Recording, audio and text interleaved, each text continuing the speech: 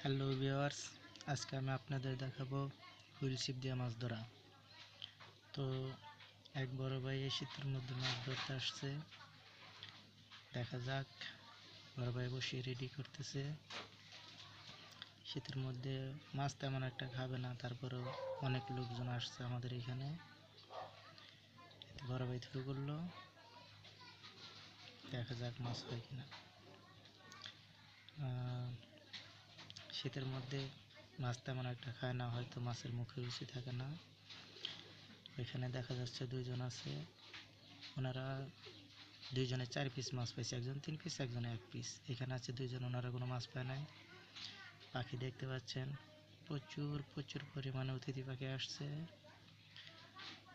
বসি শুরু করার কারণে অতিথি পাখিগুলা উঠতেছে। ওইখানে একজন দেখা যাচ্ছে, এখানে এক ভাইয়া একটা মাছ পাইছে। দেখা যাক ভাইয়ের বগলে কি মাছটা, কি মাছ ভাই? দেখা যাচ্ছে না। ছোট একটা মৃগেলের বাচ্চা। তো এই হলো পরিস্থিতি,